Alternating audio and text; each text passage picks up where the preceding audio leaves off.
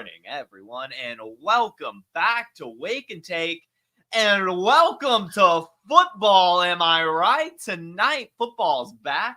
Week 1 is officially here, so we're going to spend today's episode not just looking at tonight's Thursday night football matchup, but looking at every single matchup we're going to be watching over the week, really weekend. We've even got a game tomorrow. It's football season, ladies and gentlemen. It is football season, so we've got a good episode lined up today. Go ahead, take out your coffee, sit back, relax, and enjoy the show.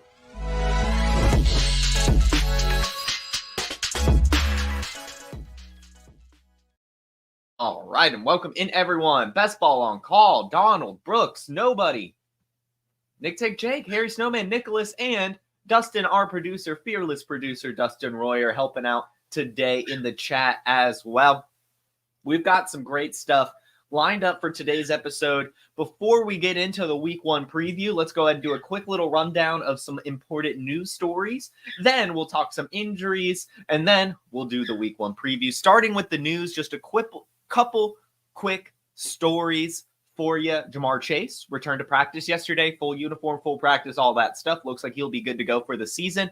And of course, over the week, Trent Williams holdout ended as well. So the 49ers, everything seems to have figured it out, as we all knew, right? That's why we didn't spend much time talking about it here on the show. You know, like these things just always resolve themselves at some point, right? Like these things don't go on forever. There is always a resolution at some point. So I'm glad it happened yesterday. You know, I'm glad Ja'Marr Chase is back. I'm glad Trent Williams is helping that 49ers offensive line. And things are good to go. Football is here. And that's all I've got for you in terms of the news, because we're just going to go ahead and do a little bit of an injury rundown as well. And there were some shocking injuries here, to be honest with you. There's a lot of players that had limited practices, didn't practice, all that sorts of stuff. So we're going to run through it. A lot of these limited practices, I don't think we should worry about too much, given it's week 1. But we'll see.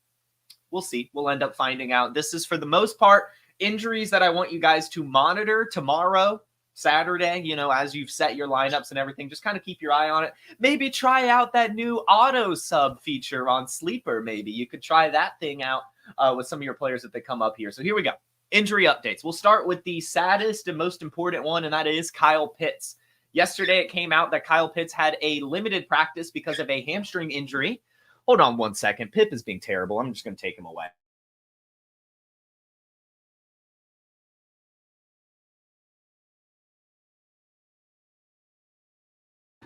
Unbelievable. Unbelievable. The bird is quiet all the time, but today decided not to shut up. So anyway, he's out of the room now. Let's start that back over. Injury updates. Kyle Pitts, the biggest, most sad injury update we've ever seen. In fact, when I saw it, I pretended I did not see it. I still pretend I do not see it. Kyle Pitts picked up a hamstring injury and had limited at practice. Now, here's the deal. We're going to see what this really means. Raheem Morris and Kyle Pitts have both come out themselves and said that they're fine. You know, that Kyle Pitts is fine. And that they both expect Kyle Pitts himself, Raheem Morris, that he will be able to play 99% of the snaps he was supposed to play this week anyway, that there's just going to be a few plays that they'll probably hold him out for now and maybe take him out on some of the other things. But yeah, I think I gotta say, I'm a little bit worried about it, at least for week 1. I hope they manage him a little bit. And I've got to kind of agree here with the Harry Snowman. We'll talk about it a little bit later. I'll show it off. I did go ahead and make my DraftKings lineup for this weekend for week 1 Sunday slate.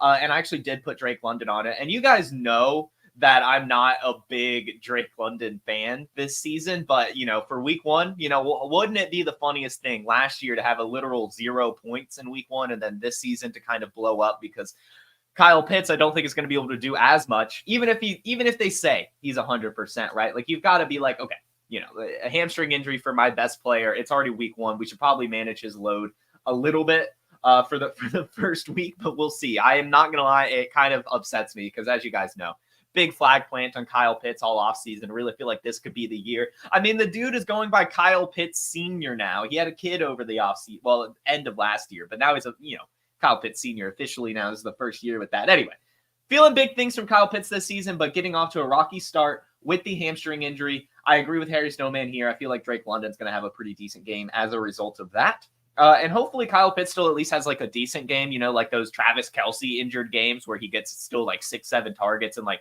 60 yards and just maybe not used as much as in the red zone or whatever. We'll see. We'll see what it means. It sounds like he'll still be out there.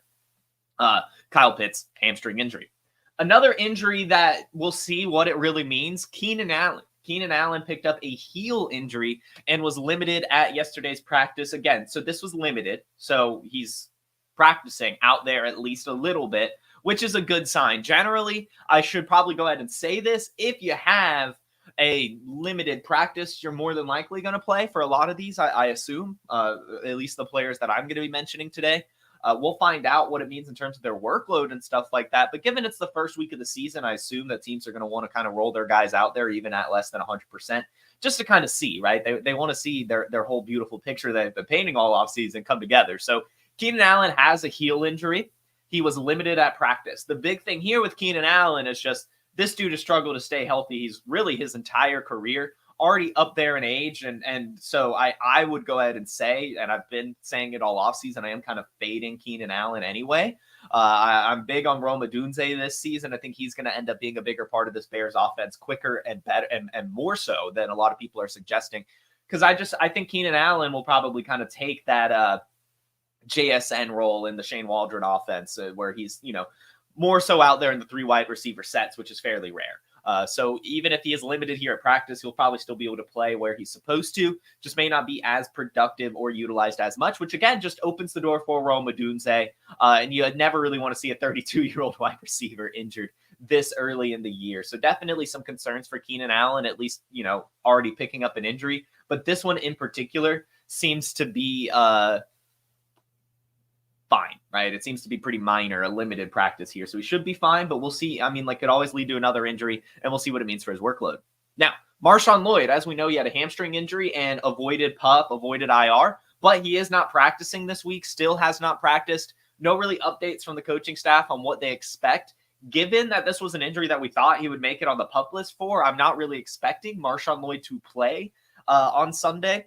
Are they Friday's game? Who cares? I'm not expecting Marshawn Lloyd to play, given he hasn't practiced this week, given he's a rookie, given they have Josh Jacobs. Hamstring injuries, they just take some time, and him not practicing is not a good sign when it comes to Marshawn Lloyd, so I'm not expecting him to play. Next, Romeo Doubs. Romeo Doubs, another limited participant in practice. This is due to a hand injury. I have not really heard many reports on this. Romeo Doubs has a hand injury. Obviously not an injury you want to have as a wide receiver, given you have to catch the damn thing. But given he was limited, you got to accept he's kind of fine or expect him to be a little fine. But I would definitely say if you have Romeo Doubs, probably don't put him in your lineup this week. Even if he's out there playing, I doubt he's going to catch a lot of passes with a hand injury, even if he is limited. You can run routes and everything just fine. You can take the corners away. You can open up coverage for your other players with a hand injury. But I doubt that he's going to be catching a ton of passes with a hand injury. But we'll see, right? We'll have some more information probably come out over the weekend as to how severe this thing is. But either way, limited at practice, hand injury. I would say go ahead and sit him this week. Maybe, as Ryan says here in the chat, maybe it is Dontavian Wicks in DFS. Could be a fun, cheap dart throw there on your DFS lineups. But I mean, I would just expect Christian Watson and Jaden Reed kind of to be just get even more. That's probably how I would look at it, but we'll see. We will see. Either way, not really excited about Romeo Doubs week 1 with a hand injury. Next up, Josh Downs. Josh Downs has an ankle injury and is still not practicing, so do not expect him to play this week either. I'm sure he'll return sooner rather than later when it comes to him because it wasn't a high ankle sprain, if I remember correctly. I think it was just ended up being an ankle sprain. Maybe I should have fact-checked that, but either way, not practicing, probably not going to be there this week, probably not next week either. Just opening the door for the other wide receivers. This will be a big one to keep note of because we heard in the preseason and during some training camp here that Adonai Mitchell was being worked in the slot, but so was their other rookie, Anthony Gold. So I'm very curious to see who they actually run out there in the slot. To me, I would expect it to be Anthony Gold just because that's what he can and does do. And I view Adonai Mitchell more as an outside threat, taking over the Alec Pierce role. But I could see, since it's early in the season, they do probably want to give AD more opportunity. But given both of those rookies have the reports that they were working in the slot, I'll be very curious to see who actually gets it and looks good in that position because the slot position last year in Indianapolis, I know it was Gardner Minshew, but still they caught a lot of passes. And with this tight end room now having Jelani Woods out again, they're going to be looking to the middle of the field. And the wide receiver there is probably going to be a lot better than this kind of group of tight end guys in Indianapolis. So I like the Colts slot receiver this year. And I would say you can still take some shots on Josh Downs. Like if you can get him in Dynasty, if you can get him even in redraft, him and Anthony Richardson have a great connection together. They really, really do. So I do think that Josh Downs, when he returns, will be fine. But you've just got to be a little bit of patient, have a little bit of patience there. Next up, we got Hollywood Brown. He's officially listed as out for tonight's game. And I would assume he'll probably miss at least one more week. We'll see. He has a long week now, given it's a Thursday night game for him. So he might be able to make it back next week. But we did know that this was an injury that had like a 4 or so week timeline. And this was, I believe, like week 3 or so. So one more week seems to make a little bit of more sense to me, just so they can let Hollywood Brown rest. And plus, they have Xavier Worthy. They've got Justin Watson. They have Mecole Hardman. Like, they don't have to really rush Hollywood Brown back. So I could see them taking a little bit of time there, but he will be back at some point. So I'll just say the same thing. If you have Josh Downs, or like I said for Josh Downs, try to acquire Hollywood Brown if you can. I do think that obviously when he returns, he'll be pretty damn good. Again, deep threat wide receiver attached to Patrick Mahomes. Sign me up. Hollywood Brown out this week, but will be back at some point. So get him while you can. This one came out of nowhere. Limited practice from Brock Bowers. So limited, so probably fine, especially since he's young. But, again, when you see limited practices, you've just got to expect that that'll probably affect the workload to some degree. And Brock Bowers is battling through a foot injury right now, it has been reported as. So we'll see, right? With the reports of Brock Bowers being a fullback, playing kind of all over the field type stuff, a scat back, if you will, you don't want to see a foot injury. You really don't. But he is seemingly playing through practice right now, so he'll probably be fine to go for the game. I would just say definitely don't put him in your lineups this week. I doubt many of you were. I can't imagine anyone was starting Brock Bowers this week. First week as a rookie tight end is never a good idea, ever. But, I could see, you drafted him pretty highly this year, so I could see if he is your tight end when you're throwing him in there. But I would say probably sit him this week. Not just because he's a rookie tight end, but also because he's going to be playing through a foot injury that he's limited at practice for. No really real reason to start Brock Bowers at all. Yeah, MV prop, this is a great question. Yes, I would probably just go ahead and start Taysom Hill over Brock Bowers, just with that upside and everything. Just go ahead and throw Hill in there. I doubt that Bowers gets to do anything. And this Chargers-Raiders game is going to be awful. We'll talk about it in a little bit. I'm expecting that game to be a total opposite of a shootout, and probably either team just completely running the clock out pretty frequently. Zamir White's going to get a ton of carries. The Chargers running backs are going to get a ton of carries because Justin Herbert's still kind of coming back from his injury. Ladd McConkey's still not 100%. I'm not expecting much from this Raiders-Chargers game really at all. Anyway, I would definitely be sitting Bowers this week in news of the injury and the fact he's got to compete for targets with Devontae Adams and Michael Mayer and Jacoby Myers. There's just no reason to start Brock Bowers this week at all. Next up, we have DJ Chark in the same game, did not practice this week. DJ Chark has a hip injury. So already DJ Chark is kind of starting to lose his season. This was a huge week for him. I know that this is a lower player that we're talking about right now, but this could have been huge for DJ Chark. He could have been able to go out this week, earn a really decent role in this offense as, kind of the de facto wide receiver 2 with Ladd McConkey on the inside. He was going to be the guy on the opposite side of the ball of Josh Palmer, him and Josh Palmer on the outside. Sure, Quentin Johnson will figure in here and there. But with DJ Chark not practicing, someone has to fill that de facto wide receiver 2 role. I understand that that's Ladd McConkey or Josh Palmer, however you want to split it. But the wide receiver 2 on the outside, you know what I mean? Like Ladd McConkey's going to be on the inside. So with DJ Chark out, that does open the door for someone else. We saw in the preseason, Darius Davis was actually a pretty damn good deep threat, had one awesome catch for a touchdown. And then Quentin Johnston, again, I don't think he's good at a wide receiver 2. I think this would actually be very, very bad for him. But given the depth chart, that's probably how you would shake out. He would probably be up there. We'll see how they utilize him there. Quentin Johnston is not DJ Chark. Which is so funny to say. Oh my God, it's so funny to say. But I'm sure he could be fine with some screens and stuff like that. Anyway, no, Jay Works, I'm not saying Ladd can't run the outside. I'm just saying he won't. like they are utilizing him in the slot. Like it's already been reported that that's how it's expected. I mean, maybe with DJ Chark out, they could move Ladd McConkey outside and throw Quentin Johnston on the inside. But like I'm just saying, like I understand Ladd is actually a pretty damn good wide receiver who could do it everywhere. But I'm 99% sure he's just the slot receiver.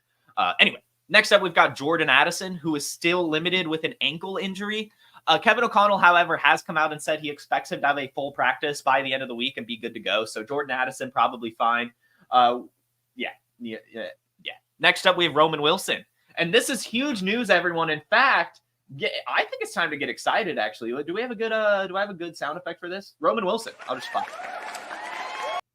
Roman Wilson is back at practice. Roman Wilson is practicing now with his ankle injury. So this is pretty exciting stuff, actually, because as we knew, Roman Wilson's ankle injury was one that we were a little bit worried about, really, especially because we don't want him to lose any playing time. Well, it looks like he's going to be good to go. It was a limited practice, but Roman Wilson is a player who plays through everything. And then also, it's not like he was going to be asked to do a lot already. So I'm sure they'll still throw him out there, really, just to kind of get him acclimated to the game speed. He won't get any volume, I'm assuming.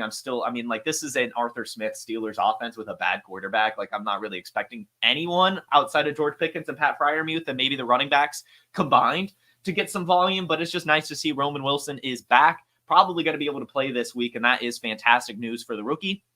On the other side of kind of in the backfield, I guess, for the Steelers, Jaylen Warren. Jaylen Warren was also limited this week with a hamstring injury, still limited from everything that I am gathering. So that is a little concerning.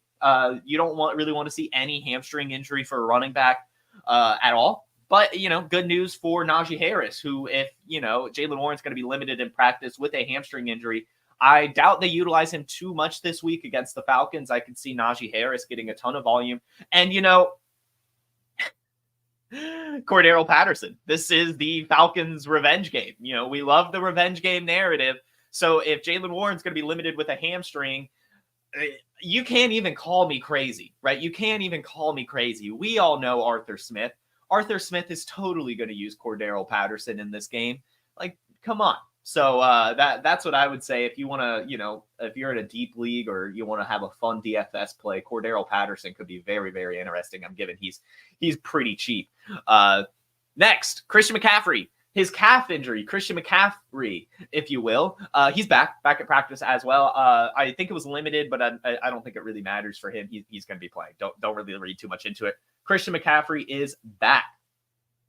On the Seahawks, we had two limited practices, Noah Fant with a toe injury and Tyler Lockett with a thigh injury. Neither you want to see. There's not a lot of tight end depth in Seattle, so seeing Noah Fant already pick up an injury is not good, but given he's limited, he'll be out there playing, just may not be able to get the volume that we want to see from him. And then Tyler Lockett, given his age and honestly his injury history, with a thigh injury already, that is also not what you want to see. Again, I see that he has a limited practice, but I think any type of slip up just opens the door more, cracks it open for Jackson Smith-Njigba to do even more. So I would be pretty worried if I roster Tyler Lockett right now. I'm not going to lie to you guys. In Dynasty, in redraft, like, you don't want to see him start. Like I said with Keenan Allen, it may be fine this week, but to start the season with an injury at your age, it is not good. And then finally, DeAndre Hopkins is back at practice from his knee injury. So it looks like DeAndre Hopkins will be good to go week one, which is fantastic news. Now, again, he may not get his full volume week one. It may still go to Calvin Ridley and whatnot, but still, to see him back practicing is exactly what you want to see. D-Hop should be good to go this season. So those are the injury updates I have for you guys. Before we get into our week one preview, I've got a little bit of an ad break for you guys. We're going to learn about Smash Up. But before that, here is today's trivia question. Last season, who scored the most points in week one? Which player scored the most points in week one last year? The answer coming up after I find this ad. Okay. Okay. The ad is not in my thing. So let me see. I might be here. It's somewhere. There's the Smash Up ad. We will find this thing. We gotta hear about Smash Up.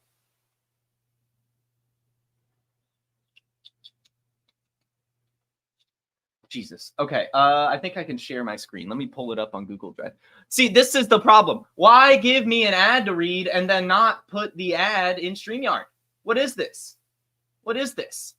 Smash up fantasy in my Google Drive. Who scored the most points in week 1 last year? You tell me. Again, here I'm going to, I guess, share my screen so you guys can learn some more about Smash Up.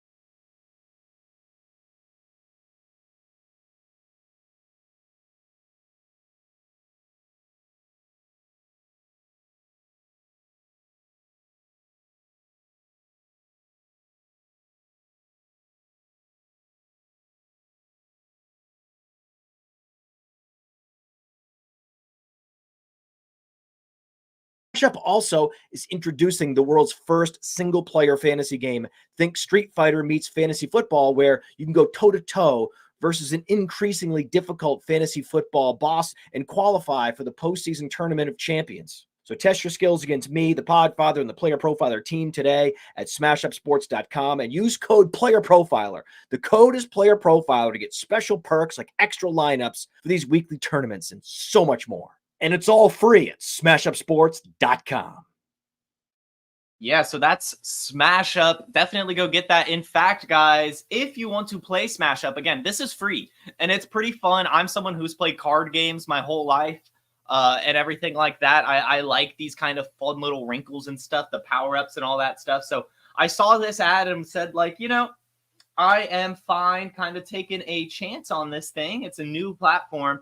And so I've signed up. You guys can actually challenge me. This is a weekly format. So every week you'll have to build a lineup similar to DFS. It's called Smash Up Sports. Very, very cool. This is a league that I am sharing. If you use promo code PlayerProfiler when you sign up and register, you will get some bonus perks and stuff that you can use on your lineup. So again, use code PlayerProfiler on sign up for Smash Up Sports and join this league. And you can challenge me every single week to test yourself in this thing. So I had a trivia question for you. It was, who had the most points in week 1 last year? We did have one person get it right in the chat. It was Donald, who guessed Tyreek Hill. Tyreek Hill had 44.5 points last season in PPR leagues, had a monstrous week 1 performance.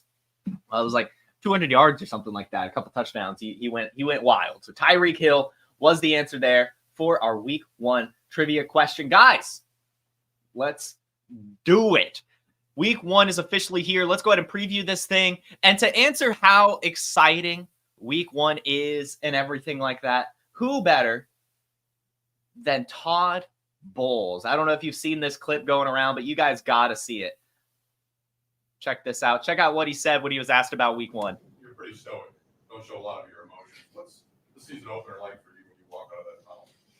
It's exciting! It is exciting, guys. We're here at week 1. Football. It's exciting stuff. It really, really is. Got lots of games to go over this weekend. So without further ado, let's just go ahead and do it. In fact, I'm going to do a Yahoo Pick'em League like we did last year. Just go through, make our picks on Yahoo, save them, all that stuff. In fact, you guys should be able to join me as well in this Yahoo Pick'em League. There is no link for some reason, but if you put the group ID and the password football, you should be able to make it in. So I'm going to go ahead and put the group ID in the chat. This is the Yahoo Pick'em League group ID 49738. The password is just football, all lowercase. I believe you can join. It's just called Wake and Take, is the league title. Nothing crazy, nothing fancy or anything like that. We are doing against the spread this year. Last year we did not do with the spread. We just picked winners. This year we're going with the spread. Felt like that'll kind of help decide everything. But yeah, so what we're going to do here is go game by game. I'm going to pick a winner. I'll talk a little bit about how I expect this game to go. And then I'll, of course, give a couple things that I will be watching out for. So I'm going to be quick here with Thursday Night Football. I do think the Ravens will win. But after we go through week 1, stick around because I do want to do a whole Thursday Night Football preview just to kind of celebrate being there. So I do think the Ravens will upset the Chiefs tonight. But we'll talk about that in a second. Let's go ahead and move on to the rest of the week. And that starts with tomorrow's game, Philadelphia and Packers, the Eagles and Packers in Brazil. This will be a weird game for sure. We haven't had a Brazil game yet, so I'm excited to see just how that looks. I know that we're having like different uniforms and stuff like that for both teams. Right now, I believe the Eagle, I think I can click on this actually. Yeah, the Eagles are favorited by 2.5 points. It's a decent enough spread. And it doesn't say anything about the total here on Yahoo. Looks like 65% of people are going with the Eagles, but I am not so sure, to be completely honest with you. I think the Packers should win this game. I think, maybe if it was actually in Philadelphia, I could give it to them. But I think the Eagles are going to have, obviously this is going to be a very close game, and I could see a lot of points being scored. But I think just with the new kind of everything going around the Eagles, like the way they ended last year in just such terrible fashion, the issues with Jalen Hurts and Nick Sirianni, the new offensive coordinator, I think that they'll probably get off to a decently slow start. And I think that'll just open the door for the Packers, who ended the year in such a great way, was able to, of course, do so well in the playoffs. Fantastic season from the Packers last year. And now just going into another year with Jordan Love, I think that they'll actually win this week 1 matchup. Probably, I'll go with by a touchdown at least. I think that they've got this one in the bag, to be honest with you.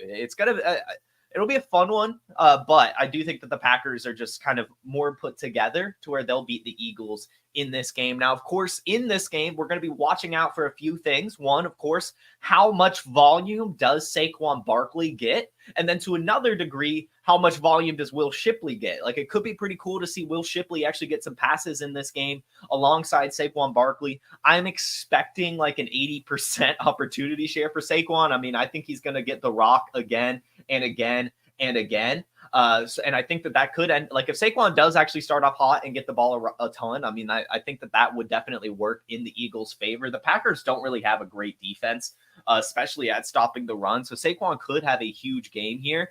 But again, I just kind of feel the Packers win this. But either way, it'll be fun to see what kind of volume Saquon gets. And then I guess to another degree, Will Shipley. I'm also just excited for the Eagles offense as a whole, right? They have this new offensive coordinator, Kellen Moore. They traded for Jahan Dotson. It seems that they want to pass the ball a lot more than they have historically. And that could mean huge things for Devontae Smith and A.J. Brown, who are already top wide receivers in fantasy. If they got more volume, that could be massive for them. So I'm just excited to see just what this offense looks like in general. And then on the Packers side, we've got 2 big stories, in my opinion. One being Christian Watson. How good could Christian Watson look? Has he fixed his hamstrings? All of this stuff. Like, is Christian Watson going to be able to go out there, run all the routes, have a ceiling game? Like, that's the person I'm actually going to be watching the most on the Packers side of the ball. I'm hoping, as I've said all offseason, I'm just going to take the man's word for it. I'm not a doctor. He's done the research. He's spoken with medical professionals. He's had the work done. If he says he's healthy, I'll believe him. So Christian Watson is someone I'm keeping my eye on for sure. And then, of course, Josh Jacobs. Right? How good and how much volume does Josh Jacobs get? Imagine if Marshawn Lloyd doesn't play. Josh Jacobs could literally have 40 touches, 30 touches at least. He could go nuclear in this game. But of course, the Philadelphia Eagles do have a solid defensive line. Well, they're more of a better pass rushing defensive line, so we'll see what it means for the run game. But either way, I'm just excited to watch Josh Jacobs and the potential volume that he could get in this game, not only as a runner, but also as a pass catcher, especially if Romeo Doubs is going to be playing through a hand injury. They're going to need someone to step up a little bit. So Josh Jacobs should have a huge game in this one. In fact, we'll throw a hot take out there. Why not throw a hot take out for this game? The 2 highest scorers in this game will be Josh Jacobs and Saquon Barkley. It'll actually be the 2 running backs that go wild in this game, and not the quarterbacks, who I'm sure will also still do really, really well. But we'll go hot take there. Bold prediction for this game: Josh Jacobs and Saquon Barkley are the focal points of these 2 offenses and get it done on Friday night. Which leads us to Sunday. And we have the first game of the slate, the Falcons hosting the Pittsburgh Steelers. The Falcons right now are favored by 3 points, and that's because they're the home team. And I've just got to give it to the Falcons. I'm sorry. Not even trying to make a homer take here, but I honestly don't expect this one to be close at all. I really, really don't. I feel like 3 points is almost laughable. I know that the Pittsburgh Steelers keep games close, but again, new offensive coordinator. It's Russell Wilson. It's only really George Pickens. It's a gimpy Jalen Warren. I'm not expecting much from the Steelers in this game, to be completely honest with you. I think that especially the Falcons are going to be so fired up to go against Arthur Smith. And, you can say the same thing for the opposite side. Like Arthur Smith, so worked up to go ahead and go against his old Falcons team and really prove that he can run an offense in Pittsburgh. Not this week, buddy. I'm sorry. Atlanta Falcons by like 2 scores at least in this one. I think the Falcons get fired up to go against their old head coach on the opposite side of the ball. I think that, of course, every single move they've made on defense. I mean, do you guys really think that Russell Wilson can pick apart a defense with Justin Simmons, Jesse Bates, AJ Terrell, now Matthew Judon, right? Grady Jarrett making his return. Like, I'm sorry. This defense is going to give Russell Wilson some fits. Now, if Justin Fields comes in and runs wild, that's where I could see there being some issues for the Falcons. If they start using Justin Fields as like a Taysom Hill type weapon, that could definitely be an issue. But this Steelers team is not ready for week 1. They're just not. I'm sorry. And I see Brittany in the chat here. I know that she's a Steelers fan. I know, but as the Falcons fan, I can't get too excited for the Steelers here. And again, I think that all the narratives in this one just line up for the Falcons to be super fired up and really just bring it to the Steelers. And I just don't expect Russell Wilson to start off well at all. I think it's going to be very, very difficult for him. I mean, AJ Terrell locking up George Pickens. And then what? So, yeah, I sorry, Steelers. Sorry. Maybe, here's the hope, right? If you're a Steelers fan, and I can't believe I'm even throwing this out into the universe, your hope is that TJ Watt hurts Kirk Cousins. Like, you want TJ Watt to sack Kirk Cousins immediately. You don't want a season ender. But you want him to get banged up a bit to where they've got to throw Michael Penix in there.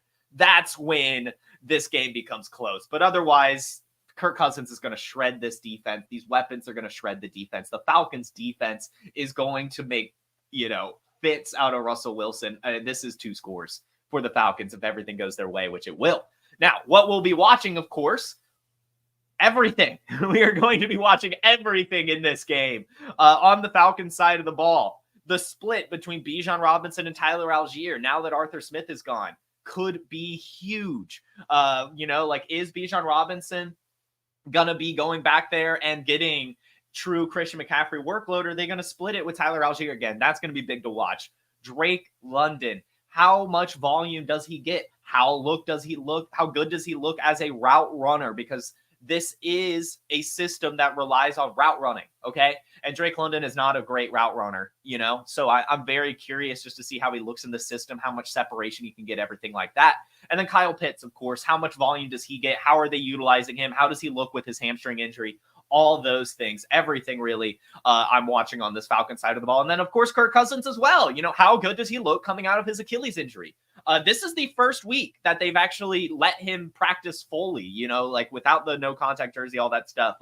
So he hasn't really had a lot of reps throughout the all off season because of his injury. So how quickly can he get acclimated? How good does he look out there? We'll see. And then, on the Steelers side of the ball, Scott, what role does Justin Fields have? I think that they will definitely utilize Justin Fields regardless of if he's the quarterback or not. I do think we'll see Justin Fields come in.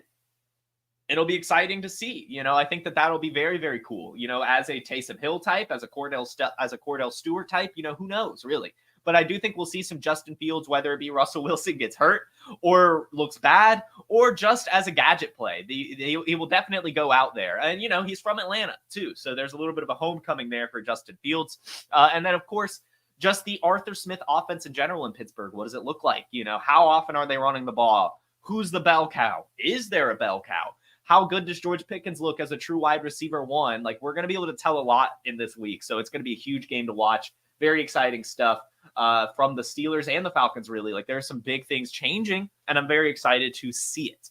Also, I guess Pat Freiermuth, is he a focal point here, or is he just, a tight end? I think it could be a huge season for him in an Arthur Smith offense with Darnell Washington is not good. Okay, I've watched him play. He's not good. He's fine, right? Like he can maybe catch some passes, but he's not a good route runner. He's more of a blocker. So it's really just up to Pat Freiermuth as a receiving tight end. So I'm very excited to see what he can do. This next game, the Buffalo Bills are hosting the Cardinals, and it is 6.5 points. So I do think the Bills win, but I'll take the Cardinals to cover. I do think that the Cardinals could cover this one. I think the Cardinals are going to be able to start off hot, to be completely honest with you. I think that there's going to be blows on both sides, just like touchdown, touchdown, touchdown. I'm feeling a true shootout here. The Bills defense is abysmal. The Cardinals defense is abysmal. You know, like I could see Arizona at least covering this. The Bills probably still win it with some Josh Allen heroics. He usually starts the year off hot. But I'm expecting Kyler Murray and this Cardinals offense to start the year off hot too. So I think 6.5 points is a crazy, crazy spread. Let's go ahead and say the Cardinals cover. I do think that the Bills win it, but we'll go with the Cardinals cover in a shootout type matchup. Should be a fun one to watch for sure. Now, the big things that we'll be watching here on the Buffalo Bills. As we know, all offseason, I've been expecting this to be similar to what we saw from the Chiefs last year with no true alpha. I don't think that's going to be the case at all. I can't imagine there being an alpha on this Bills offense. Maybe and that's the thing. Like I could see us all overreact to whatever happens week 1. Like maybe Dalton Kincaid gets 11 targets against this Cardinals defense, right? But then next week he'll probably only get 4. Like that's kind of what I'm expecting here. I don't think that there will be a season-long alpha. I think that there'll be someone that is a big part of their game plan in certain matchups. So I'm just curious to see it. I'm very excited to see it. You know, how spread out are these targets? Who's Josh Allen looking to first? You know, all these things. Is Keon Coleman going to be able to break out early? Is Dalton Kincaid the alpha? How much volume does Khalil Shakir get? I mean, that's a quiet winner all offseason. Nothing has really had there's been no hype really going Khalil Shakir's way, but he's the starting wide receiver there. So I'm very excited just to see what this Bills offense looks like in terms of the pass catchers. And then secondly, how often are they using Josh Allen as a runner? Now that they have Ray Davis behind James Cook as well, like are they going to keep utilizing Josh Allen in these kind of high injury risk scenarios? Or are they going to throw Ray Davis in there for some of these goal line carries? That's what I'm excited to see. You know, also, like, what's that split in general in the backfield? Is it Ray Davis and James Cook kind of splitting it? Is it James Cook being a bell cow? What is it? I don't think James Cook will be a bell cow. We've seen it now 2 years in a row from Buffalo. They like to utilize other running backs. But this is week 1, and it's a rookie behind him. We could see a huge week from James Cook, really, against this Arizona defense. But I do think that James Cook will probably get at least like 30% of Ray Davis will get like 30% or something like that.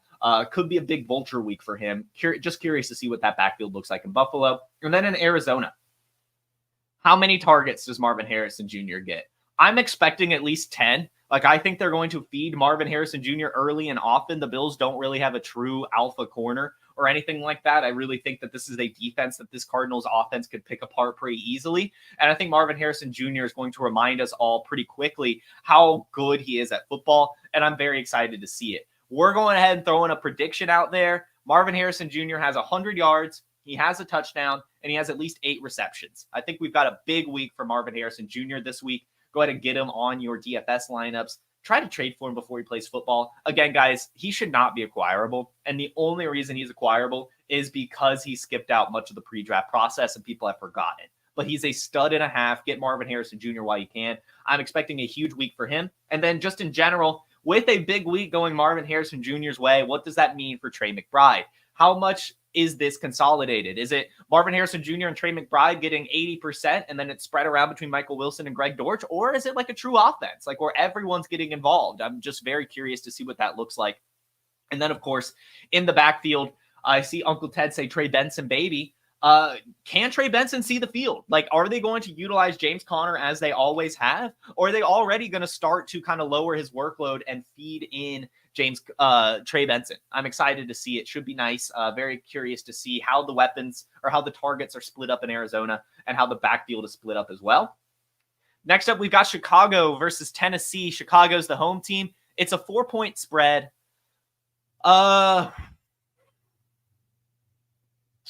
This is a tough one. I'm not going to lie. This is a tough one. 4 points.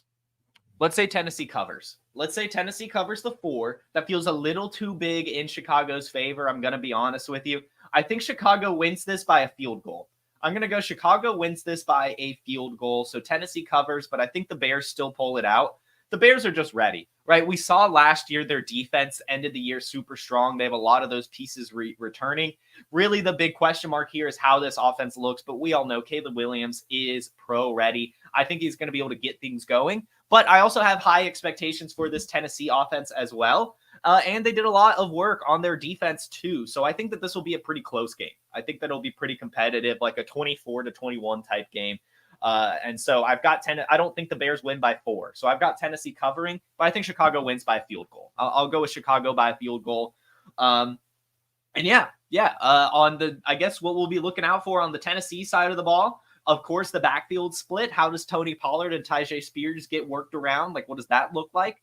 And then, DeAndre Hopkins, his health, he's going to be out there, but how often is he targeted? How good does he look? All that stuff. And then, on the second side of that, how utilized is Calvin Ridley? I think that'll be a huge question that we'll have answered on this Tennessee offense. And then we can also ask ourselves, like, Chigakonkwo, like, he is the tight end here. How much volume does he get? He should get a lot. So Chigakonkwo is going to be someone very important to watch out for this week as well. I highly, highly, highly recommend, if Chigakonkwo is on your waiver wire, to pick him up. There's a lot of players that we need to be kind of just taking a flyer on this week.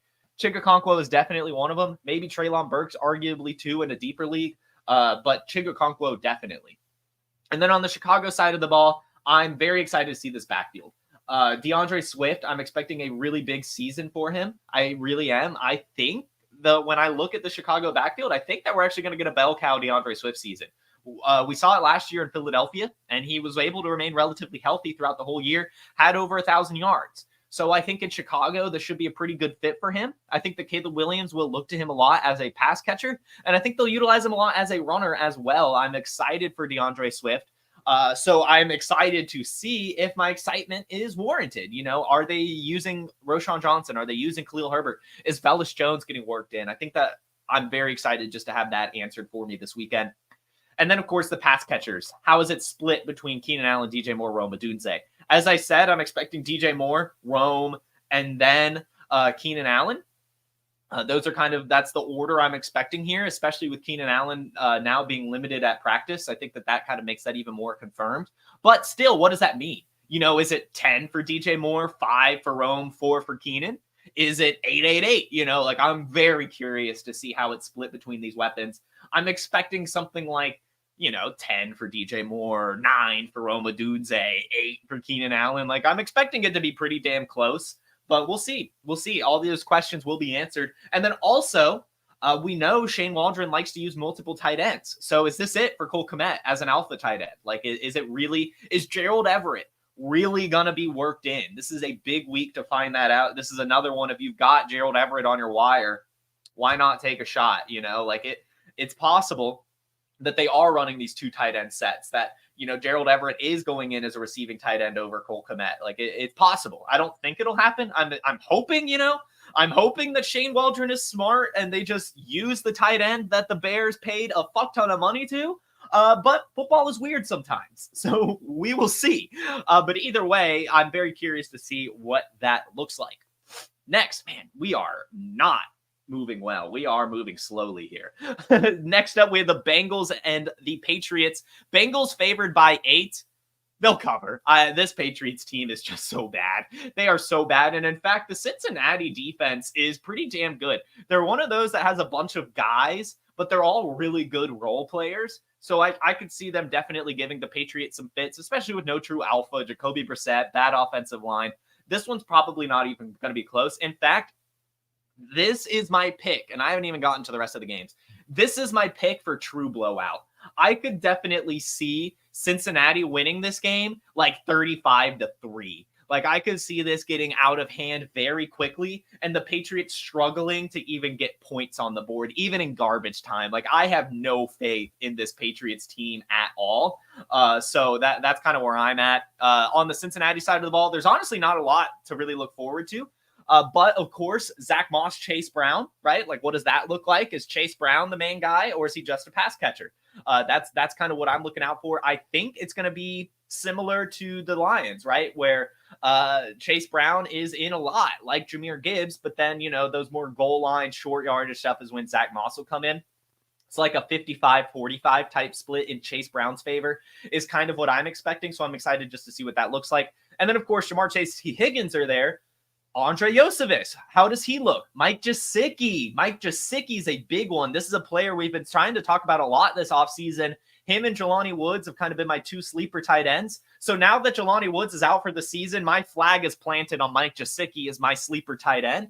I am hoping that Jamar Chase or that Mike Gesicki actually earns the big slot role. Like he's more than just a tight end, that he's utilized a lot as a receiver. I think that's very, very possible in this offense, given the receiving room is very open. So Mike Gesicki, another one, if he's available on your waiver wire, I highly recommend taking a flyer on this week to see what he looks like. And especially revenge game narrative. Hunter Henry going up against his Patriots, who we just left. So there's a little bit of a extra oomph there for some Mike Gesicki this week. On the Patriots side, I guess we will be looking to see what Ramondre Stevenson, what type of workload he gets, how much is Antonio Gibson worked in, and then of course just the wide receivers, right?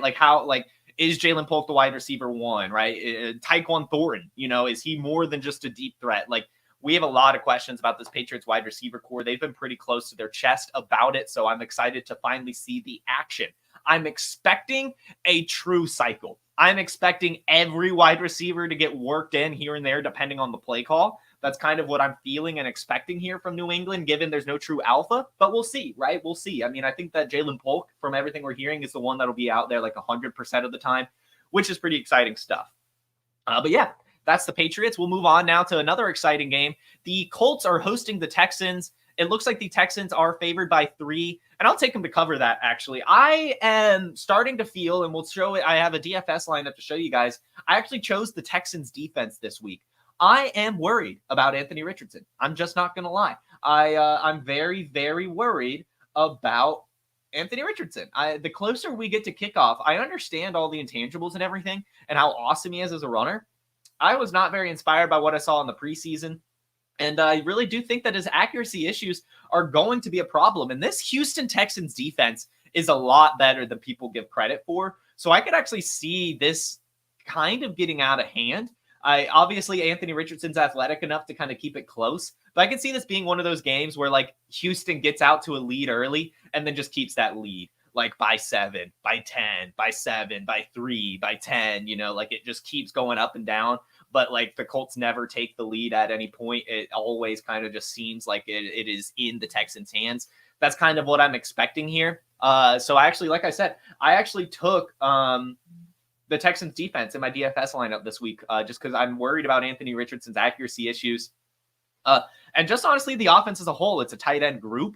Now Josh Downs is out. It's really just Jonathan Taylor. And that could be an issue, if they fall behind, right? So I'm a little bit worried about the Colts in this game. I am not going to lie. But things that we'll be looking out for on the Houston Texans side of the ball, the target shares between Nico Collins, Stephon Diggs, Tank Dell. What does that look like? Like I said, this is kind of what I think here. This is the official Jason, what would you call this? Summarization of what I think will happen in Houston. I believe that Tank Dell is CJ Stroud's first read. I think that that's going to be the case all season long. So I think Tank Dell gets the most targets. I think Nico Collins gets the most yards because of his explosive ability. And I think Stephon Diggs will find himself somewhere around the middle. I think that Stephon Diggs is still the odd man out. I understand he's Stephon Diggs, but I also understand it's a one-year rental. So I'm expecting Nico Collins and Tank Dell to actually be utilized more than Stephon Diggs. Maybe Tank Dell more than Diggs, Diggs more than Collins, but then Collins outproduces Diggs, something like that. Either way, I think that, I'm just excited to see what that looks like. And then, on the inverse, how much opportunity is even there for Dalton Schultz, right? How much opportunity does Joe Mixon get as a pass catcher? And then when speaking of Joe Mixon, how much opportunity does he get? How much opportunity do the backups get? And then who is that backup? Is it Dameon Pierce? Is it Cam Akers? Is it Jawar Jordan? Who is getting the ball? It's looking like it'll be Cam Akers. He looked pretty damn good in the preseason, made that final roster, but we will see. On the Colts side of the ball, again, as we talked about with Josh Downs' injury, which wide receiver is in the slot? Like I said, I highly recommend taking a flyer on Anthony Gould this week. There's a high potential he gets that slot spot because of the draft capital on top of his skill set, on top of the reports that he was working in the slot during training camp. So highly recommend taking a flyer on Anthony Gould because he's not only going to be potentially the slot this week, but also I believe is the starting kick returner as of now, which could be huge. So I do say go ahead and take a little flyer on Anthony Gould. We're curious to see who that slot receiver is. And then also in the tight end room, who's the pass catching tight end? We saw last year it was one tight end one week, another the next week. I think that'll probably be the case, but there is one tight end, not named Jelani Woods, on this Colts team that does profile more as the receiver. And I see a lot of people saying Kylen Granson. I think I'm picking Will Mallory. Will Mallory is the Colts tight end I'm keeping my eye on. He was a rookie last year, and towards the end of the season actually started being the one getting the most receptions. So I could see that being the case again here. He's more of a receiving tight end than the other ones. So Will Mallory is kind of the one I'm keeping my eye on. I'm not against taking both Granson and Mallory. I definitely think it'll be one of those two. But I think for me, I'm kind of leaning more towards Mallory. He's younger and was kind of more the receiving threat last year. But either way, I'm excited to see how that's divvied up. If it's just a group again, like if all of them are getting targeted and worked in, I'm just staying away. I don't even care. But if either one of them can establish themselves during week one, could be huge. Definitely go ahead and pick them up just to see what happens. And that's honestly kind of it. Like, I guess, is Alec Pierce good is a question that'll be answered as well. I think Alec Pierce loses his job very, very quickly to Adonai Mitchell. Next up, we have the Dolphins Jaguars. The Dolphins are favored by 3.5. It's in Miami, but that's not as much of a home field advantage given Jacksonville is also in Florida. And you know what? I don't think I've picked enough upsets here. Let's go with the Jags. Let's go with the Jaguars. Shock the Dolphins in week one. I'm not sure how it'll happen. This is just, I want to pick an upset now. We're at the point of the show. I want to pick an upset. And this one I'm looking at, two Miami teams or two Florida teams. Jaguars, I think, are very, very slept on. We've said it a few times. Trevor Lawrence is a massive value. I think Travis Etienne's a value. I think Brian Thomas Jr. is a value. Evan Ingram's a value. Gabe Davis is kind of a value as well in best ball.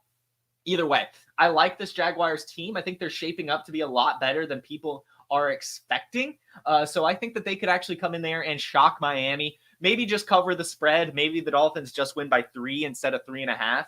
But either way, we're going to take the Jaguars in this one. I think that they shock the Dolphins, and the Dolphins get a little bit worried. Can I start BTJ as a flex week one? Since it's against the Dolphins, sure. This could end up being a shootout, and all reports are saying that they are going to let Brian Thomas Jr. swim this week. Not even walking before swimming. They're throwing him out there, which is great news for BTJ. If you don't have a better option, why not? I mean, it could be huge for this week. But yeah, what are we going to be watching out for in this one on the Dolphins side of the ball? The running backs. That's really all we're going to be watching. I mean, we all know what's going to happen with Tyreek Hill, Jalen Waddle, but for the running back room, is Devon Achane a bell cow? Is it a 30-30-30? Like, what does it look like? I expect a full committee. My prediction here is 40 Achane, 30 Mostert, 58, 40-20, right? 40 Achane, 40 Mostert, 20% Jalen Wright. I think all three are going to have opportunity all season long. So I am pretty excited to watch that unfold. If Achane establishes himself as a bell cow, that could actually be huge, but I don't think he will. I think that all three are going to get worked in, and they'll probably all be pretty decent this week. And then in the Jaguars, just the wide receivers, really, and we could throw Evan Ingram in there. We now have two new wide receivers on the team in Brian Thomas Jr. and Gabe Davis. We're very excited to see how those are split up target-wise, how often they're used, how many routes they run, stuff like that. And then Christian Kirk returning from his injury. How much volume does he get immediately? He wasn't there last year, which kind of led to Evan Ingram getting a ton of usage. So how does that look between the two as well? Is Evan Ingram and Christian Kirk being utilized the same as they were last year? Is Evan Ingram being utilized a ton? Like just the pass catchers in general in Jacksonville should answer a ton of questions. And then, of course, Travis Etienne, too, is a pass catcher. If he can catch like 4 or 5 passes in this game, I think that solidifies himself as a top 3 tight end. or top 3 running back. Sorry, because that's gonna. I mean, because he's gonna get all the carries, and if he's gonna get PPR upside as well, that could be huge. So I'm excited to watch this Jaguars team. Next up, we've got a divisional matchup: Saints hosting the Panthers, and it's a 4-point spread. We're actually gonna go with the Panthers here. I don't think the Saints are any good. I do not think the Saints are any good this year. In fact, yesterday I teased it, brought back the average football enjoyers with my pals, some of my fellas. We started talking football a few years back and kind of stopped doing the show, but we decided to bring it back again last night. And one of the predictions my friend Reese made was that Dennis Allen gets fired by week 6. And I actually am a big fan of that. I think that Dennis Allen is not a good head coach, and I think this Saints team has a lot of issues facing them. So we'll go with another kind of upset here with the Panthers over the Saints, and maybe it's just a cover. I definitely don't think the Saints win by 4 if they do win. This will definitely be a close game. And in fact, I'm going to go ahead and say this. Every season, if I ever have a player playing against the Saints, I generally feel awful about starting them. I will never start a player in DFS against the Saints. There's just something about that team where it is always a slow football game that like only one team scores 20 points. Like it is every single fucking game with this team. It is a disgusting, messy ass football game. And it's because fuck the Saints. So I am not expecting them to do well, really, but I am excited to see what they look like. Okay. Is Derek Carr Derek Carr? Is Alvin Kamara Alvin Kamara? Is Chris Olave Chris Olave? Those are questions that we'll have answered. The tight ends, is Juwan Johnson returning? What does that look like? I definitely recommend taking a flyer on Juwan Johnson if he's out there. And then Rashid Shaheed as well. Is he more than just a kick returner? I don't know. I think he really is just a deep threat and kick returner guy. And I think that's why they keep kind of addressing wide receiver. They did it again in the draft this year. I don't think that it's like, basically when I'm looking at the Saints offense, I think Chris Olave is gearing up to get too many targets almost, really, because I think Rashid Shaheed is mostly just a kick returner. And I think that's evidenced by them only signing him to a 1-year, like $4 million deal. I think if they wanted to utilize him more than that, they would definitely, utilize him more or pay him more. Right. So anyway, I'm a little bearish on Rashid Shaheed. So I'm excited to see if he can prove me wrong, really, because I do like him a lot. Very, very fun playmaker. And I've had him on my team, on one of my Dynasty teams since his rookie season. So we'll see. Ryan says hot take Rattler is the starter by midseason. I'm going to go against that. Rattler was awful at the Senior Bowl up until like the last practice. So, maybe it does just take some time for him. But he did not impress me much of the Senior Bowl. Not a great college production either. I don't have much high expectations for Rattler. But, if, Derek Carr gets hurt or whatever. But either way, I think if Rattler takes over, he's not going to earn like the starting job. He would just be replaced. Gruden named interim Brooks. So we've got lots of FTS takes here. I like it. It's F Derek Carr. It's F Dennis Allen. That's hilarious. And then our fearless producer, Dustin, Taysom Hill will be the coach. How much usage does Taysom Hill get? I'm going to throw a hot take out there, a bold prediction. Taysom Hill has more special teams yards than Rashid Shaheed in this game. I think Taysom Hill is going to be used on special teams. Call me crazy. I think Taysom Hill is going to be used on special teams. On the Panthers side of the ball, we are going to be, of course, looking out to this wide receiver room. Adam Thielen, is he still the featured wide receiver? Or is it Deontay Johnson? Jonathan Mingo, has he grown in year 2? Those are the questions that will be answered. Then, of course, Xavier Legette. What does he look like in his first NFL action?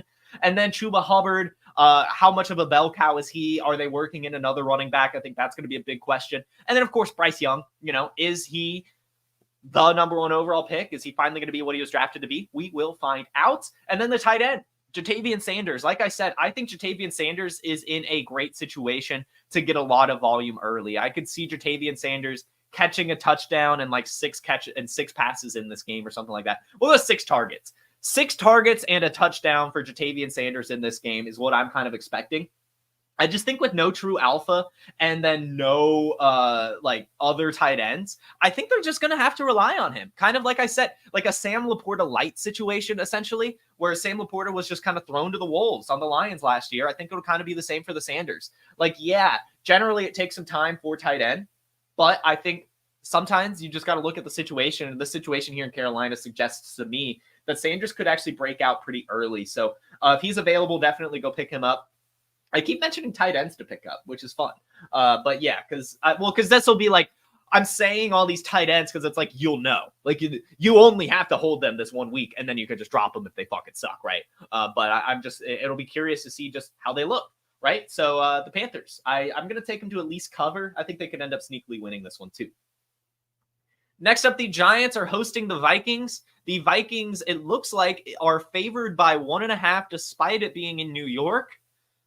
This is going to be one of those games that I think ends up being more exciting than people are giving credit for. I understand it's Sam Darnold versus Daniel Jones, but that's exactly why this will be a fun game. I think both Sam Darnold and Daniel Jones have some good games, okay? The Vikings defense is not good. The Giants defense is okay. They are getting better, but I think that like, this is a perfect like week 1 ceiling performance for both Daniel Jones and Sam Darnold. Okay. Like, I think both of them will have their best game of the season this week. That's my take. Daniel Jones and Sam Darnold both have the best game of their entire season this week. They both just go nuclear in week 1, which I think could be great for Malik Neighbors, could be huge for Justin Jefferson. Definitely trying to start those guys. Ryan says they both throw 3 picks. And you know what? They could both throw 3 interceptions, and that would still probably end up being their best game of the season. Am I right, fellas? Am I right?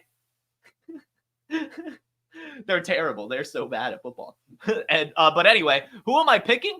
I'll take the Vikings. I'll take the Vikings over the Giants. It's a tough one, but I don't believe in the Giants team at all. And I do think, like we've seen from Minnesota before, the quarterbacks that whatever they throw back there end up being okay in this system, right? Like, Kevin O'Connell does a really good job with his quarterbacks. So I could see Sam Darnold going out there and being just fine. 250 yards, 3 touchdowns, a couple interceptions, sure. But I don't think Daniel Jones is going to really be able to catch up to that, to be honest with you. Even with Malik Neighbors, there's just going to be some issues there. So I think the Vikings pull this one out. I think Sam Darnold starts his Vikings career as a starter with a win. And so what we'll be watching out for in this game, the Aaron Jones and Ty Chandler split. How many fucking targets does Justin Jefferson get? Josh Oliver, another tight end flyer. Pick up Josh Oliver. There's a potential he gets a ton of opportunity with TJ Hawkinson out. And then Jordan Addison too. How much volume does he get? I'm just very curious to see how Sam Darnold really divvies up these targets, really. I think my take is that Justin Jefferson gets like 25 of Sam Darnold's 30 pass attempts. Like, that's kind of what I think. Like, I think Justin Jefferson's going to be fed and fed again.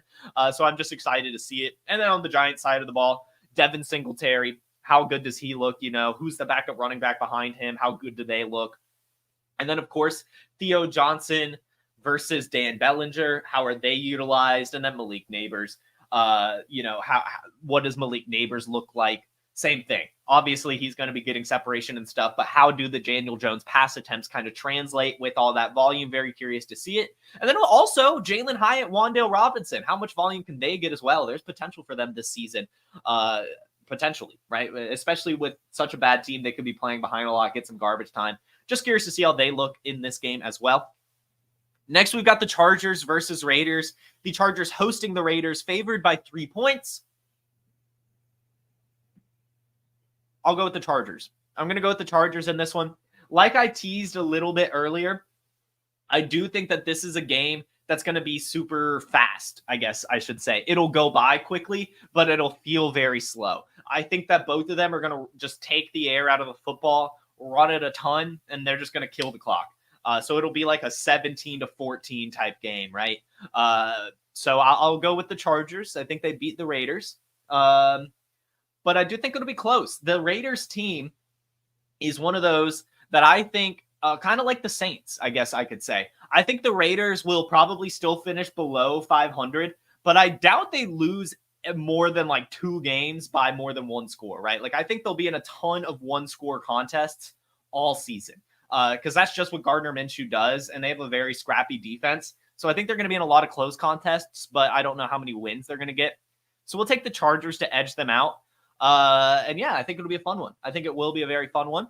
On the Chargers side of the ball, We're curious to see how Justin Herbert looks. As Brooks says here, he'll be limping with his plantar problem. It actually came out yesterday. I probably should have put this in the news and injury section. What was I thinking? He's 100% and off the injury report per the latest news. So Justin Herbert should be totally fine and good to go.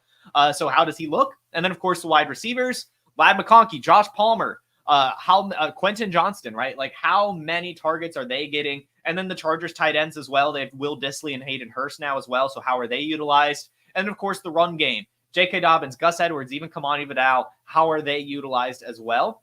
Just a big one to watch. I'm kind of expecting J.K. Dobbins actually to have more carries, at least like on first and second down stuff, or first and third. Like I think with his explosiveness, they'll be attracted to that. But I think they'll utilize Gus Edwards a lot too in short yardage and goal line situations. And I honestly don't think Kamani Vidal will really see the field until an injury. But like I said, I am flag planting Kamani Vidal. If he's available, Kamani Vidal, pick him up for sure. Because all it takes is an injury, and then he's a bell cow, really. Like, he's going to be a stud at some point this season. It's just a matter of when, not if. So get Kamani Vidal if you can.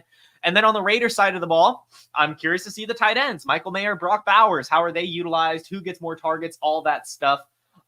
Very, very excited to see Brock Bowers' usage, to be honest. Is it more than just a tight end? Is he actually getting these backfield looks? All that stuff. All those questions will be answered. Is Michael Mayer going to out-target him? We'll see. We will see. And then Devontae Adams. How many targets does he get? How often is Gardner Minshew looking his way? On the inverse, Jacoby Myers. How often is he going to be utilized? Is he even worth rostering? That type of stuff. Those are going to be answered in this game as well. And then Zamir White. Zamir White, are you more than just a running back? Can you stay in on third down and catch passes? That's a huge question mark heading into this season.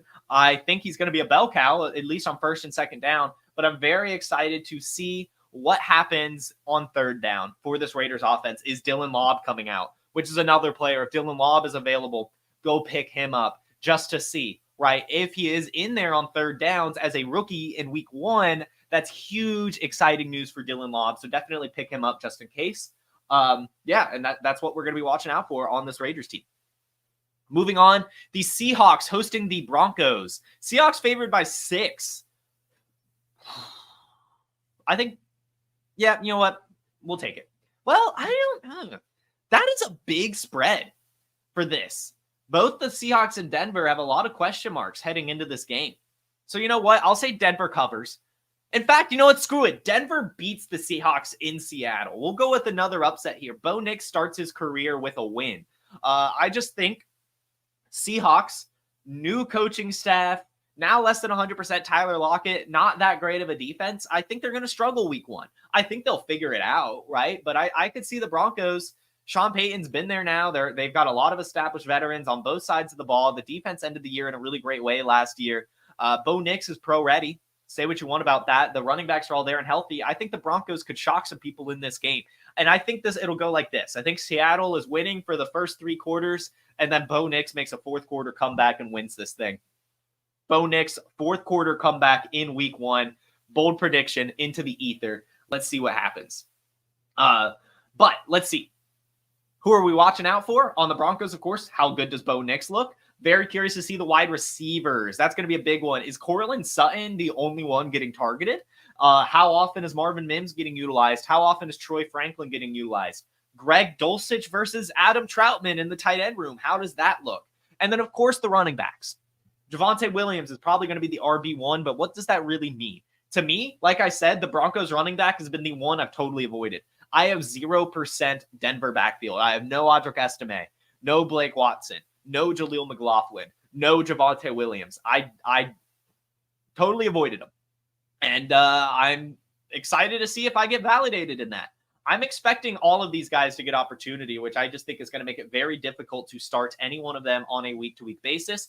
But we'll know. If Javonte Williams goes out there and is utilized in 60% of the snaps, that would be huge for him this season and the managers that held on to him. So that could be very awesome. So that's what we're going to be watching out for on the Denver side. And then Seattle side. With Tyler Lockett less than 100%, is JSN the wide receiver 2? That could be huge for people that drafted Jackson Smith and Jigba or traded for him in Dynasty this offseason, bought into his dip. He's still a very talented wide receiver, only going into year 2. Just the situation wasn't right this year. We've got a new offensive coordinator. So this could be a totally different offense. If they're even running 3 wide receiver sets, that's something to be looking out for as well in this game. If Jackson Smith-Njigba is the starting slot receiver in 3 wide receiver sets that are run more often than they were last year, that could be huge as well. So I'm very excited to see Jackson Smith-Njigba's usage in this game.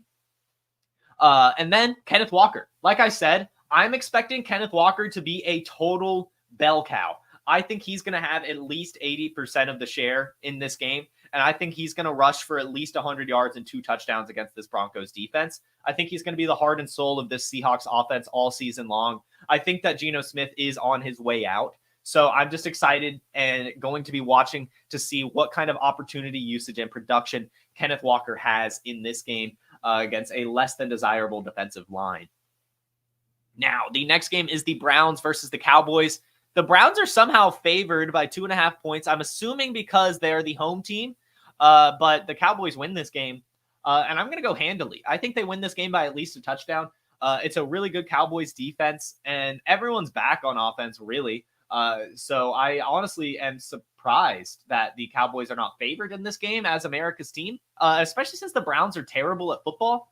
I know the defense is good, but Deshaun Watson has not given us any reason to be confident in him. There's no Nick Chubb, and Jerome Ford is fine, but he showed no explosiveness or elusiveness last season. He was outside the top 32 in yards per touch, was outside the top 40 in breakaway run rate, right? It's not an explosive Browns offense. I think they're definitely going to struggle in this game on the offensive side of the ball. Now, if this ends up being a defensive battle, I could see that maybe being where the Browns went out, but this is 2 pretty decent defenses. Cowboys had the better offense by far, so the Cowboys win this game. And I'm honestly surprised they're not favorited, to be honest with you. I honestly am shocked when I look at that. But anyway, what are we looking out for? The Browns. Deshaun Watson. That's the big one. What does he look like, right? And then Jerome Ford. How much volume does he get? I'm assuming all of it. And then the wide receivers. Amari Cooper. Now we have Jerry Jeudy. David Njoku. David Njoku ended the year strong last year, but is that because of Joe Flacco? That will be answered. Does Deshaun Watson throw the ball to Njoku? Does he just log on to Cooper? Is he finding Jerry Jeudy? Excited to watch it. Very, very excited to watch it. Kind of avoiding them all. I don't trust Deshaun Watson in the slightest. On the Cowboys side of the ball, Ryan Flournoy, ladies and gentlemen. We are watching out for Ryan Flournoy. Does Ryan Flournoy crack the field at all? Imagine, first snap of the game, you see number 80. Trotting out to the field. Yeah, he changed his number to 80, everyone. And you just see him out there. It's CeeDee Lamb, Brandon Cooks, and Ryan Flournoy. That's what we're going to be watching out for. I don't think it'll happen. I think that Jalen Tolbert gets the first crack. But, if they do 4 wide receiver sets, I could definitely see Ryan Flournoy being utilized in this one, especially if it gets out of hand. So we are definitely on the official Ryan Flournoy watch. As we know, if Ryan Flournoy scores a touchdown, in the regular season, we were having a massive dance party. In fact, I think the whole episode would just be a Ryan Flournoy dance party the more I think about it. But anyway, so we're watching that. We're going to see how CeeDee Lamb looks, given that he's been sitting out the entire offseason. We're going to see how Brandon Cooks looks, given that he's old, and he didn't really look that great last season. But, now that he's the true wide receiver 2, this could be a big season for Brandon Cooks. So I'm just excited to see what he looks like. Again, I'm not really betting on him because I believe that Ryan Flournoy is going to break out, but we'll see. And then Jake Ferguson, how much opportunity does he get as well? Those 3 weapons in particular we're going to be watching out for. And then, of course, the backfield. Tons of guys there. Ezekiel Elliott, Rico Dowdle, now Dalvin Cook. What does that look like as well? Who's getting the most opportunity? I think it's going to be Ezekiel Elliott. I know the reports say Rico Dowdle, but I'm assuming Ezekiel Elliott is going to get the rock a ton. Next, we have the Buccaneers versus the Commanders. The Buccaneers are hosting and favored by 3 because of that home field advantage there. Yeah, we'll take the Buccaneers. Think about it. The Buccaneers were in the playoffs last year. They almost beat the Lions. Very, very competitive football team. Won the NFC South. No one's really leaving. In fact, they've only gotten better. So I think the Buccaneers, just because the Commanders have a new coaching staff, really an entirely new team, I think they'll be able to handle the Commanders in this one. I do think it'll be close. And I'll answer your question here, Alex. Can you start JD week 1? I think so. In fact, in my DFS lineup that I'll share in just a minute, I did make Jaden Daniels my quarterback in it because of that Konami code ability. But I do think the Buccaneers win this game. The Washington defense is just not good enough to cover Chris Godwin, Mike Evans, Rachaad White, Chris Godwin, Baker Mayfield. So I think the Buccaneers win it, given it's nothing's really changing. But I do think it'll be close. And then what we'll be watching out for in Tampa is Rachaad White. Is he still a bell cow, or are they really going to use Bucky Irving? I don't think so, but I'm excited to see what happens.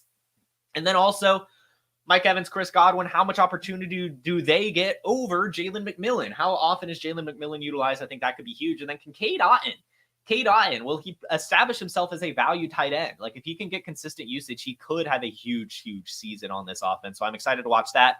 And of course, on the Washington side of the ball, Jaden Daniels, how does he look? We'll just leave it at that. I think he's going to look amazing, but how does he look? It'll be cool to see. Does he pass the ball, or is he lead straight to running? How often does he scramble? We will see how comfortable he is in true NFL action this week, not just the preseason. I know he looked great in the preseason, but this is real football against a pretty damn good playoff team, the Buccaneers. So this could be huge for him.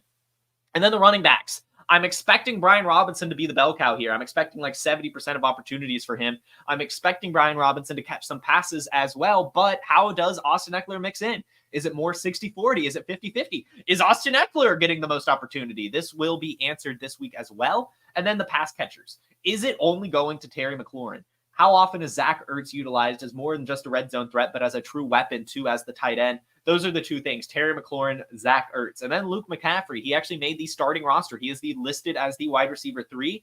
What does he look like? Could be huge for Luke McCaffrey. And just in general, just excited to see this Commanders team, what they all look like, who's going where, stuff like that. Could be huge. Could really be huge. Did Noah Brown go to the Commanders? I think so. Let me fact check that. I believe Noah Brown went to the Commanders. So, yes. Yes. So I do want to say get Noah Brown, because as you know, Noah Brown actually played in Dallas when Dan Quinn was there as well. So I could see him actually being utilized a ton. We saw him break out a lot in Houston last year. So if Noah Brown's available, I know it's a nasty one. I do think you should pick him up just for like a week 1 flyer, because I could see him being a player that you could pick up. He blows up and then you trade or something like that. So a flyer to take there. Just excited to see the Washington pass catchers.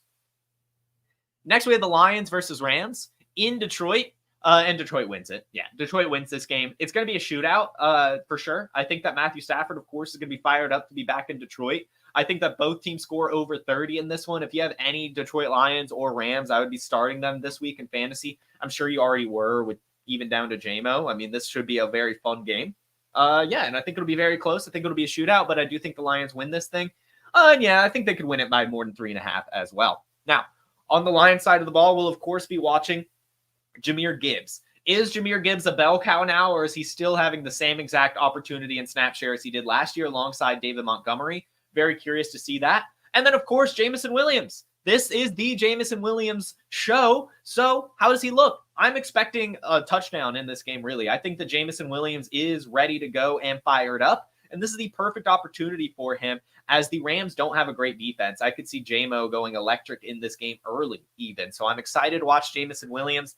And just to see the target share in general. How many catches does Sam Laporta, Amon-Ra, J-Mo get Gibbs? How is that split? It'll be a big question mark answered in a huge game against the Rams. Then on the Rams side of the ball, we're of course watching the backfield. Blake Corum versus Kyren Williams. I think it's going to be a slow roll. I do think that Kyren Williams is going to start the year with at least 60% of the opportunities, but I do think that Blake Corum will be figured in a little bit, especially with this being, in Detroit, in Michigan. Blake Corum, a little homecoming for him. Could feel fired up in that stadium. Who knows? But either way, I do think that he'll get some opportunity. The question is how much between Blake Corum and Kyren Williams. How is that split up? And then Cooper Kupp versus Puka Nacua, of course, as well. I expect Cooper Kupp to be the alpha this season. I really do. But I also expect it to be close, of course. I think 150 to 140 targets type thing. They're both basically neck and neck. But I think Cooper Kupp outperforms Puka Nacua this year. And it starts this week. I'm excited to see it. And then the tight ends with Tyler Higbee out on the Rams side. Colby Parkinson, a player I like a lot, just because of the long hair, really. Can he establish himself as a true NFL tight end, or is he just, a chunk play here and there? So Colby Parkinson, definitely worth the flyer. If you have the bench space as the starting tight end in Los Angeles, he could actually get a decent bit of volume and production. So that's what we'll be watching out for there. And then the final game of the week, San Francisco hosting the Jets and favored by 4 points. Guys, this might be my hottest take in this show. The San Francisco 49ers are going to whoop the New York Jets. This game is not going to be close at all.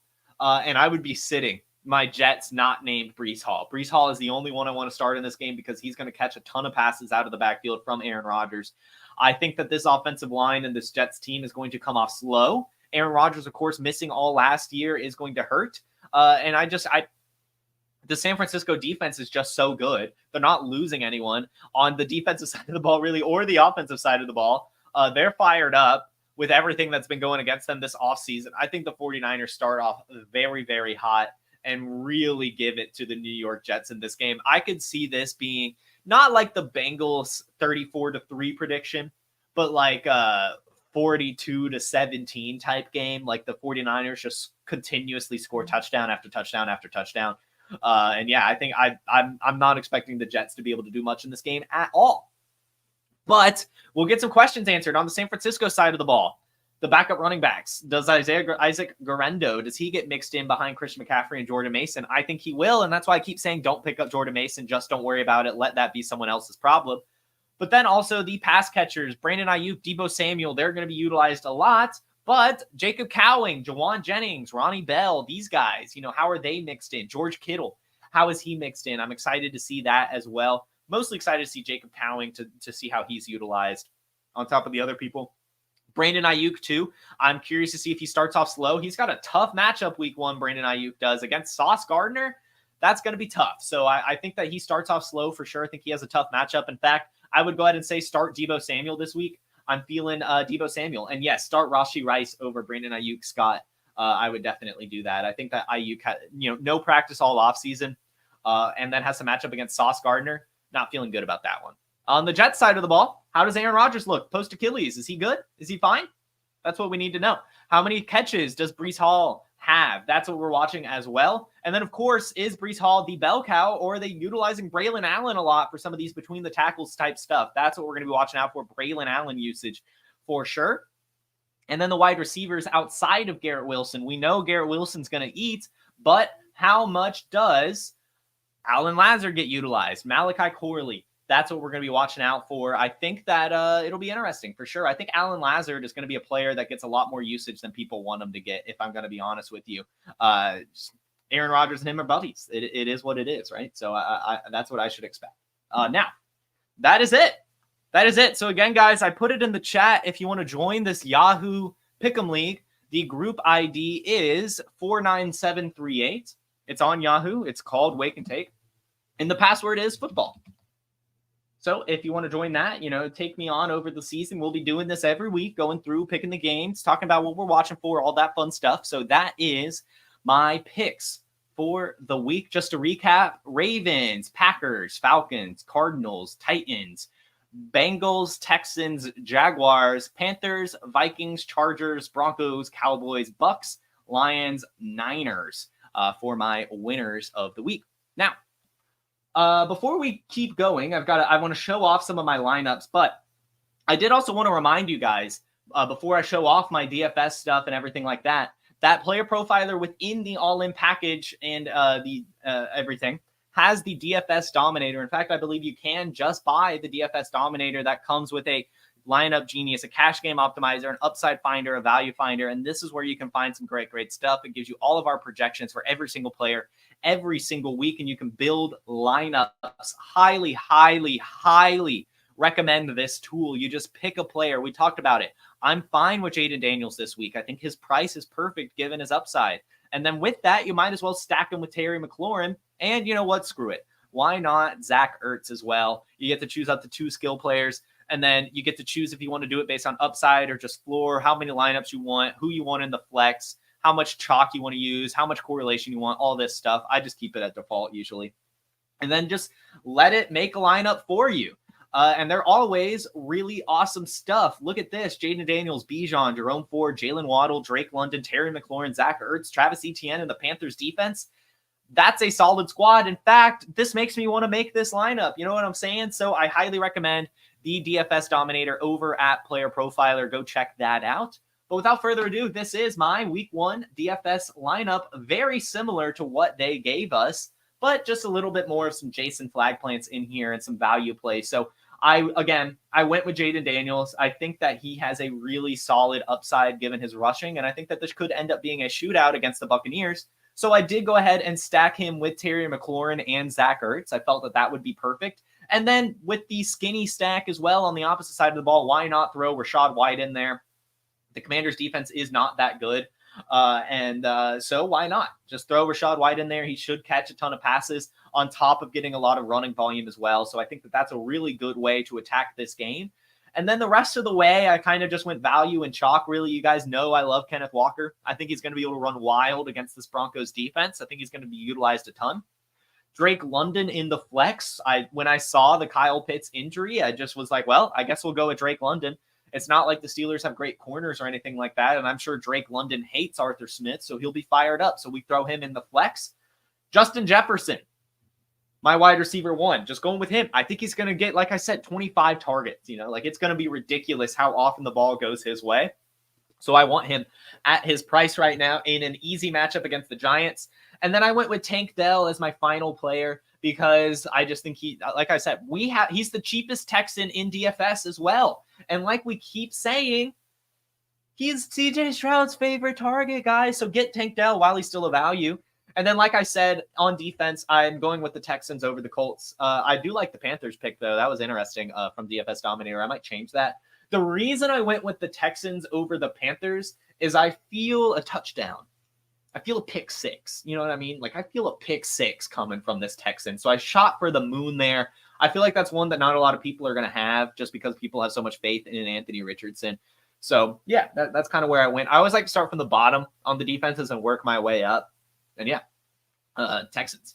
Felt like they were a decent cheap option there. So that is my DFS lineup. That's the DFS Dominator. Now, like I said at the beginning of the show, I did want to talk about tonight's Thursday night football game just a little bit. We won't spend too long here. I know this has been a long episode already, but hey, tomorrow's going to be a short one. Week 1's here. This is all you can do, right? Like this is what it's all about. So producer Dustin throwing the Pick'em League link in the chat. I couldn't find a link, so thank you for that, Dustin. Every time I went to invite, it just asked for emails. So we'll see. But anyway, the Ravens heading to Kansas City. The Chiefs are favored by 3 points. It's a 46.5 point total. I think they definitely go over. I know that it's a primetime game, first game of the season. Those generally stay low. But I think a lot of points are going to come in this game. I think it's going to be fireworks. And I know it's in Kansas City. I know the Chiefs are favored, but I'm feeling the Ravens. I'm feeling the Ravens upset here. In fact, Lamar Jackson's bid to repeat as the MVP begins tonight. He's going to go wild. He's going to have a rushing touchdown. He's going to have at least 2 passing touchdowns. And it's going to be awesome. Lamar Jackson's going to start the year off hot, reminding everyone why he won MVP last year. Love me some Lamar Jackson in this game. Going to be a very fun one. I think we start the year off with a little bit of an upset in Kansas City. Now, my underdog picks for this went ahead. There's a free one out there right now, so you can just get Travis Kelce over half a yard. So that's easy. And then I actually paired it with a couple spicy peppers, little hot ones. Derrick Henry, more than 1.5 receptions. I think that's honestly a gimme. I think that he'll take 2 receptions pretty easy. And then, like I said, I think that Lamar Jackson gets a rushing touchdown. So I went with those 2. I understand that these are spicy peppers for a reason, but that's how you make your money. So this was $10 for 60, I think, or something like that. I put $10 down on this one. So we'll see. And also, guys, when I'm doing these, I'm not throwing a ton of money at these, so I don't recommend you guys do either. Like the DFS lineup I showed you guys, that was just a free entry into the $5 tournament. You get a free entry for depositing right now. This was just $10 on underdog, and that was only really because of the first game. I felt like going crazy, and I also feel confident in these picks. I generally only feel like $1, they're hard. And then the DFS for for Thursday Night Football, the Showdown Captain. This was just a $1 entry. But I like it a lot. There's some value here for tonight's game. You've got to make Lamar Jackson your captain. I thought about getting cute with it, but no, you've got to make Lamar Jackson your captain. And then I went with Devontae Walker as my cheap player. 2.4K for the deep shot player, I think is pretty good. And I don't think a lot of people are going to have him given it's the Ravens rookie. And a lot of people were kind of off of him in the pre-draft process as well. So I like Devontae Walker in this as a cheap dart throw. And then Xavier Worthy with Marquise Brown out, I feel like is a lock. I think a lot of people are going to have Xavier Worthy, though, but still put him in there. And I'm deciding to go with Mark Andrews because I don't think a lot of people are going to play him. With him having that car accident, not practicing much throughout training camp. In fact, I don't think he did at all. I think this is the first week he made it back to practice. I could see a lot of people being scared to start him week 1. And in fact, probably getting kind of cute with it and starting Isaiah Likely. So I felt I'll just take the inverse. I'll go with Mark Andrews. It's Mandrews for pretty cheap. And then, of course, Rashee Rice at 7.6K. That I also felt was pretty cheap, pretty deflated right now because of the off-the-field issues, which opened the door for me to be able to land Patrick Mahomes into the lineup as well. So, though this is my shutdown captain mode lineup for Thursday Night Football, feel free to copy it if you want or mix it up a little bit. You know, that's why I'm sharing it. But that should do it, guys.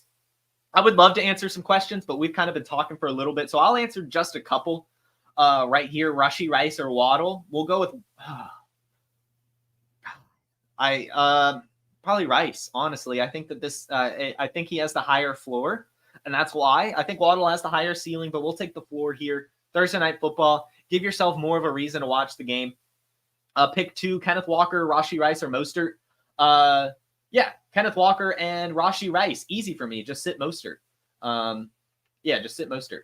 And then, yeah, I can't scroll up. I'm tired. I'm so tired. My mouth is so dry, guys. I at least got those out of the way. Feel free to hit me up on Twitter. Maybe tune into tomorrow's show for some more questions and stuff like that. Tomorrow's Wake and Take will be season-long predictions. I'm predicting the MVP, the Super Bowl, all that stuff. Throwing my hot takes out there one last time before the season kicks off. So make sure you tune into tomorrow's episode. If you like today's long-winded episode previewing Week 1, go ahead and hit that like button. Subscribe to Player Profiler and the Player Profiler news channel. Find the Wake and Take podcast via the link in the description, and go ahead and support me on social media. You can follow me at JFootballWine everywhere. Guys, thank you so much for tuning in. Football is finally here.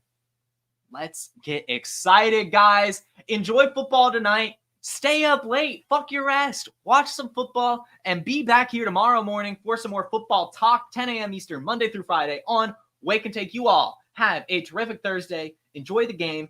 Have a good rest of your week, and I'll see you tomorrow. Peace. From the Podfather to you, I deeply appreciate you tuning in. And many ask, what can I do? What can I do to help support the hosts, the research they do, the production costs? Go to playerprofiler.com, Dynasty Deluxe, World Famous Draft Kit, Rankings, DFS Dominator, and of course, data analysis. Subscribe to any one of those, and you support all of us and take Player Profiler to the moon.